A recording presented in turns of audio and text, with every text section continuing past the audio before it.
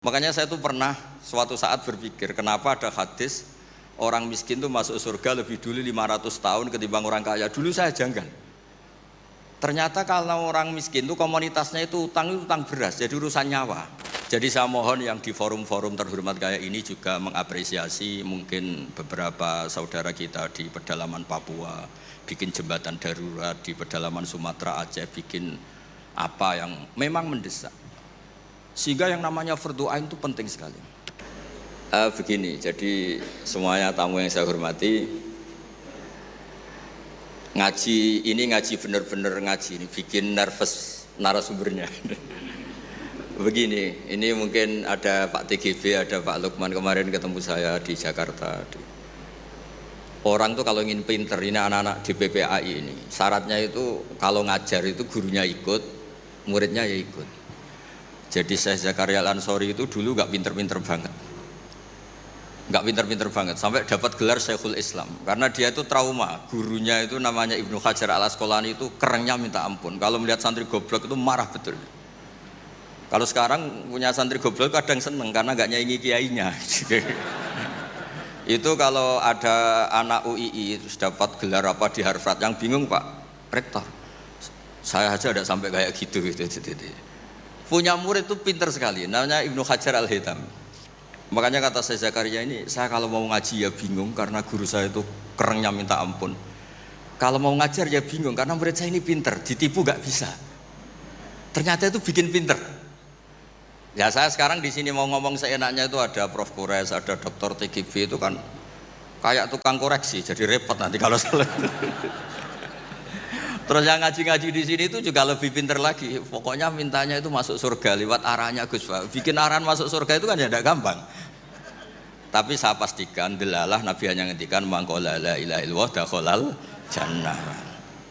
Saya sering komplain ya sama beberapa orang-orang soleh. Saya komplain betul, bukan komplain nanti komplain betul. Dia itu ngijazahi saya wiridan la ilaha illallah panjang terus ruwet. Terus saya nggak hafal-hafal, saya dimarahin. Gus kamu itu cerdas kalau ini kok udah hafal-hafal. Memang saya sengaja tidak saya hafalkan gitu. Yang ada tambahan-tambahannya itu Pak Kures. Banyak tanya. Kenapa? Nanti ke rumah saya, nanti tak kasih tahu.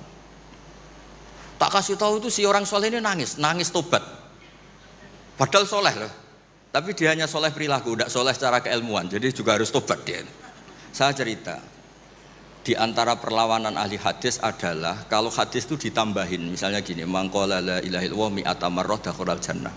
Jika kalau bapak kamu meninggal baru baca la ilaha 50 kali, wah sayang tidak sampai 100 sudah mati itu. Jadi berkahnya ada hitungan itu luar biasa. Tapi kamu nganggep biasa, makanya kita harus konsisten. Hadisnya hanya mangqala la ilaha illallah dakhalal jannah. Jangan kamu tambahi mi'ata marrah, jangan kamu tambahi sekian-sekian, itu bahaya itu. Sehingga ketika ada hadis mangkana akhiru kalamihi la ilaha illallah ditambahi akhir, orang yang akhir kalamnya la ilaha illallah dakhalal jannah, yang di akhir kata-katanya itu la ilaha illallah, perkataannya itu. Itu ada orang mau mati, sudah mafatkan la ilaha illallah. Tapi terakhir terus bilang, jangan lupa ya BPKB-nya ditebus. Itu anaknya susahnya itu minta ampun.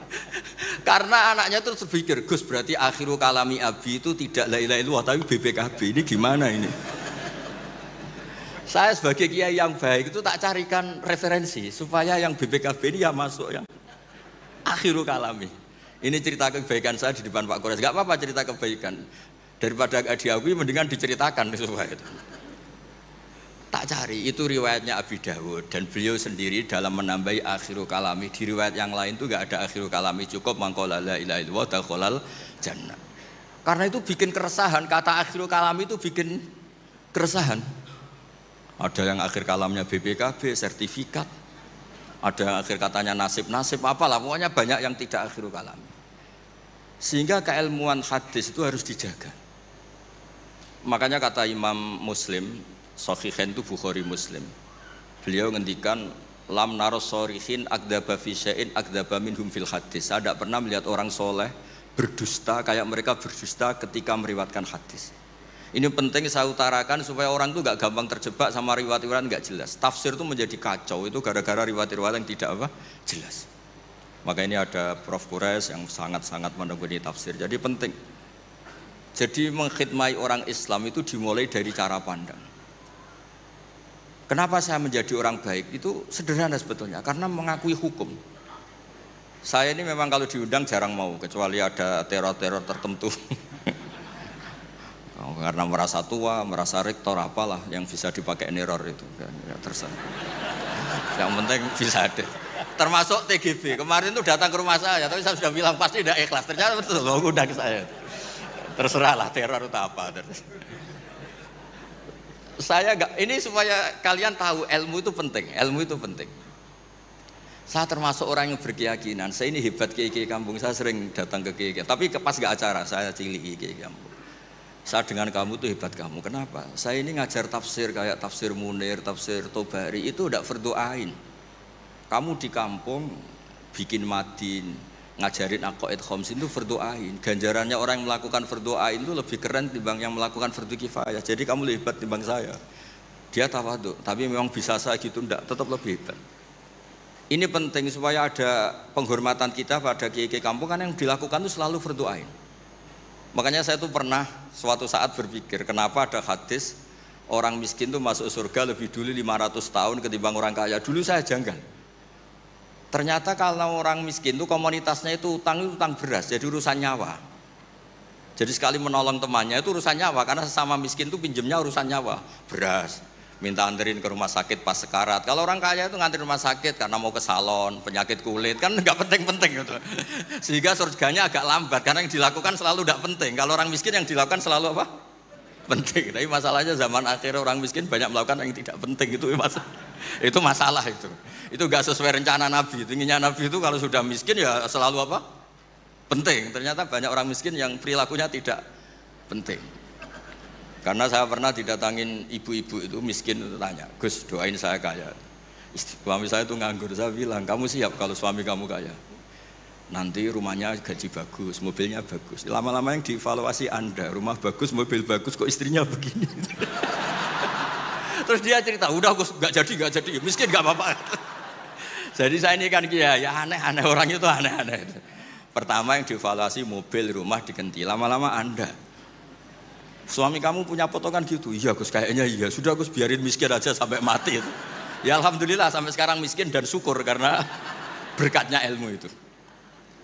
Jadi saya mohon yang di forum-forum terhormat kayak ini juga mengapresiasi mungkin beberapa saudara kita di pedalaman Papua, bikin jembatan darurat di pedalaman Sumatera, Aceh, bikin apa yang memang mendesak. Sehingga yang namanya fardu ain itu penting sekali. Saya punya riwayat dari kitab Ibnu Hajar al-Asqalani tadi, gurunya saya Zakaria Al-Ansori. Ketika nanti di mahsyar dan secara lahir teks hadis, seorang lagi secara lahir teks hadis itu Allah itu nimbalin Rasulullah Muhammad dan Jibril, berarti tiga, Allah, Jibril sama Rasulullah Muhammad. Terus nabi-nabi datang dan dalam jumlah yang istilahnya itu makom sing yahbitul awalun wal akhirun, satu makom yang semua orang itu ingin. Semua orang kena hisab, kena evaluasi, nabi-nabi ini dekat sama Allah. Itu pertama yang dikatakan oleh Nabi matur ke Allah itu, ay rabbi ibaduka abaduka fi atrofil ardi, yang menyembah jenengan, yang mengesahkan jenengan tidak hanya kita, orang-orang di pelosok, di pedalaman semuanya mengesahkan jenengan, semua mentahlilkan jenengan, semua mentasbihkan jenengan, tidak yang sekedar di forum-forum kayak gini. Terus Allah bilang iya. Nah sekarang itu krisis keilmuan karena agama ini diambil oleh, ya bisa dikatakan hal-hal yang besar, kayak acara-acara yang besar apa. Meskipun ini pas acara besar, justru itu saya fair ngomong ini supaya sama-sama ingat. Jadi yang dikatakan agama itu nuroy yamsi bihi finnas, menjadi nur yang menyinari hati manusia. Bukan tentang ormas besar, masjid besar, kampus besar, itu bagian dari itu. Tapi ini bukan segala-galanya. Sehingga semua orang itu perasaan hubungannya dengan Allah itu privat.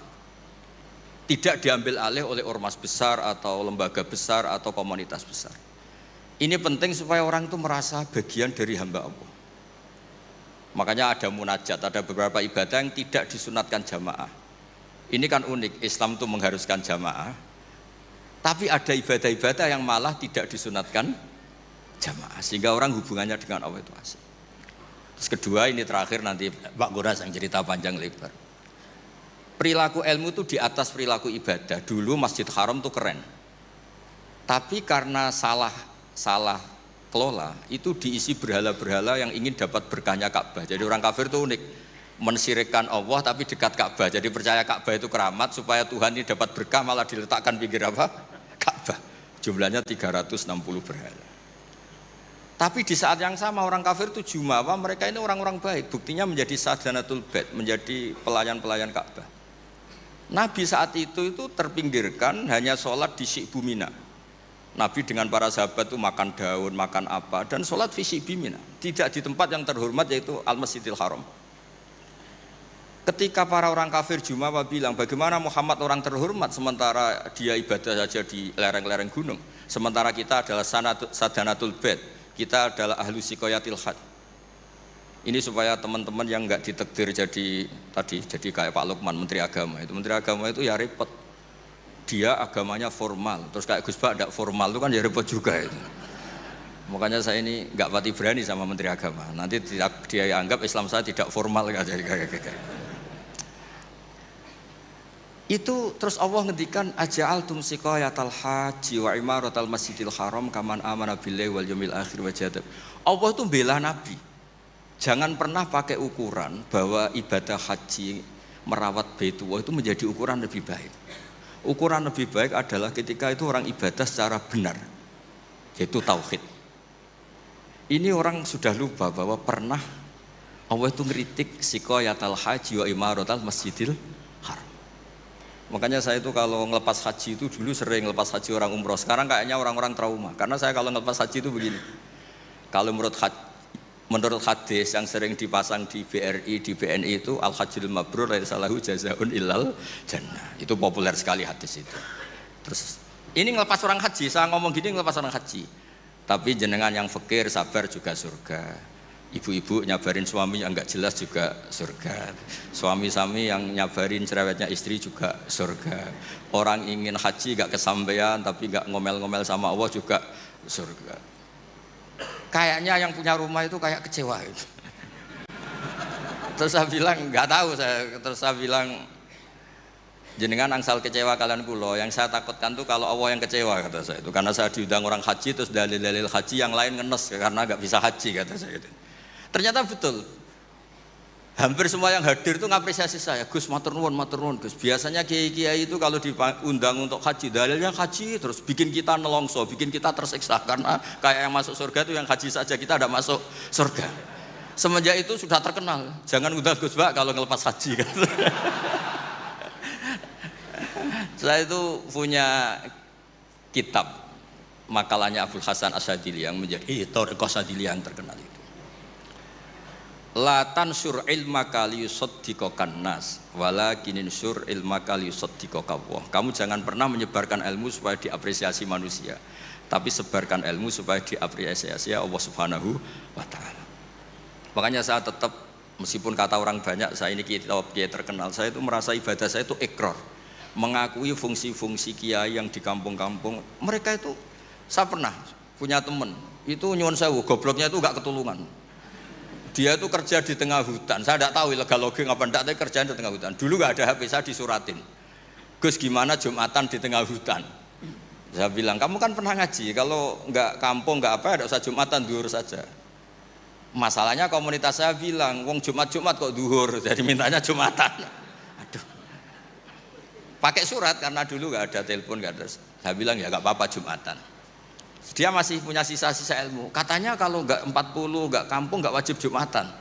Kamu tadi minta Jumatan, sekarang enggak mau Jumatan, ini gimana ini? Wes toh Gus saya ini kan terkenal bodoh, jadi itu kewajiban orang alim mikir itu, enggak kewajiban orang bodoh mikir itu. Karena dia korban teori bodoh itu penting, kata dia nanti kalau ditanya mungkar nakir itu salah, orang bodoh kok ditanya kata. Jadi memang agak direncanakan itu. Jadi ya bodoh pinter akhirnya dia. Setiap tanya saya, masa kamu tidak bisa sendiri? Gunanya orang bodoh ya gini Gus, tinggal tanya katanya. Makanya yang hadir di sini juga penting itu. Tinggal minta resep Gus Bak, cara masuk surga, masuk sudah Gus Bak, masuk udah tidak penting, penting resepnya. Nah, Akhirnya saya kan nyari-nyari gimana supaya ada Jumatan seperti itu. Nah ini yang terus saya bilang, kamu sama saya itu keren saya. Keren kamu katanya. Kenapa Gus? Kamu nanti dikholi karena pendiri masjid. Makanya saya pernah cerita ini sampai kiai itu nangis. Orang tuh kalau kiai kampung itu pendiri masjid kadang dikholi. Kalau sudah kiai top-top itu bisa aja disangoni pakai uang kotak masjid kata saya itu. Ini bukan nyindir, bukan, supaya orang tuh ngerti lah. Jadi memang dulu Nabi itu penghormatannya sama orang yang melakukan fardhu ain itu luar biasa. Uwais Al-Qarni itu tetangganya sudah dosowan Nabi. Uwais Al-Qarni itu belum. Karena ibunya itu egoisnya minta ampun, gak mau ditinggal. Kemana-mana minta digendong. Tapi Nabi malah ngendikan khairul qurun Uwais Al-Qarni. Orang terbaik tabi'in itu Uwais Al-Qarni. Umar kalau kamu ketemu minta. Karena dia fanatik mengelola fardhu apa? Ain.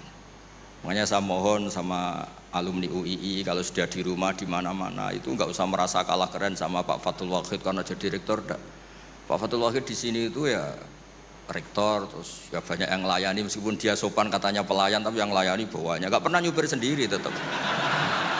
Nggak pernah nyupir sendiri, ya nggak pernah buka pintu sendiri, tetap dilayani.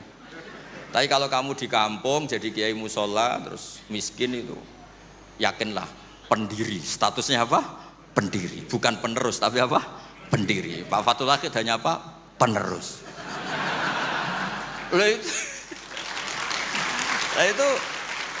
Lah kacaunya kiai kampung setelah tak kasih tahu gitu, memang bener-bener sama saya terus nggak sopan. Waduh. Ya tapi saya ikhlas lah atas nama ilmu. Bener-bener nggak sopan. Waduh ini ya. Sopannya itu pendak kalau dia iskal hukum karena sinaune serius saya tanya, Gus ini hukumnya gimana? Akhirnya sopan lagi. Dia agak bisa, ilmunya agak cukup untuk menjawab.